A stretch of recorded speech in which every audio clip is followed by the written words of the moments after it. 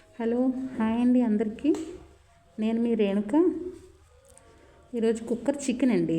Chicken వండాలనిపించింది, సరే అని చెప్పి కుక్కర్ చికెన్ చేయబోతున్నానండి. నేను నెయ్యి తీసుకున్నాను, తగినంత వేస్తున్నాను.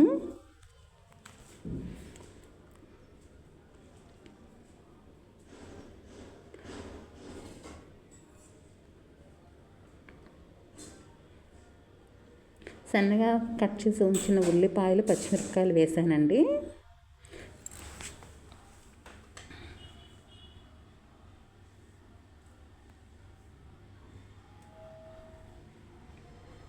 కట్ చేసిన టమాటాలు కూడా వేస్తున్నాను. మామిడికాయ ముక్కలు కూడా వేస్తున్నానండి.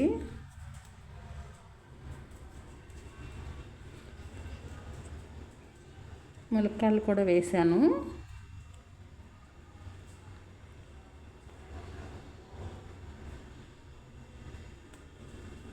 సరిపడినంత పసుపు వేసాను.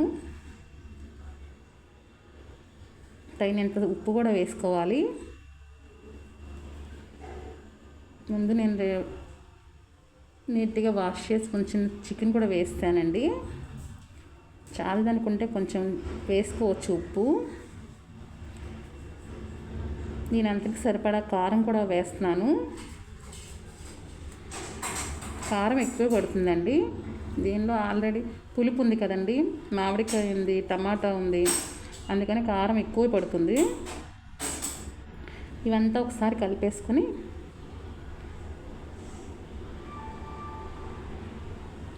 ఇంకొద్దిగా నెయ్యి వేసుకొని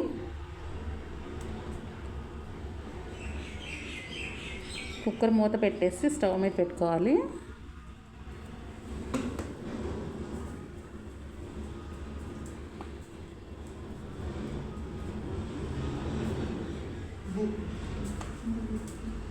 ఇది విజిల్స్ వచ్చే వరకు, 1-2 విజిల్స్ వచ్చే వరకు ఉంచాలండి. అయిపోయింది, విజిల్స్ వచ్చే తీసేసాను. దీనిలో వాటర్ ఏం అక్కర్లేదు, ఆల్రెడీ చికెన్లో చాలా వాటర్ ఉంటుంది. టమాటోస్ కూడా ఉంటాయండి, వాటరు, ఉల్లిపాయలు, పచ్చిమిరపకాయలు ఉండదు కానీ ఇవన్నీ పచ్చి వేసాం కదా.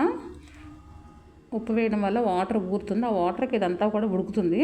మనం ఇంకెక్కువ నీళ్ళేం పోయక్కర్లేదు. నేను చాలాసార్లు 5-6 టైమ్స్ చేశానండి. చేసిన తర్వాత ఇప్పుడు చేస్తున్నాను. కర్రీ రెడీ అయిపోయిందండి. సర్వింగ్ ప్లేట్లో తీసుకోవడమే.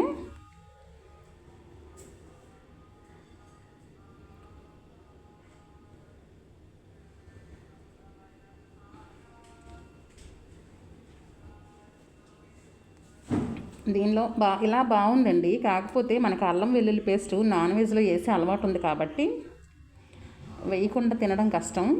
అది కూడా చూద్దాం, వేసింది కూడా చూద్దాం.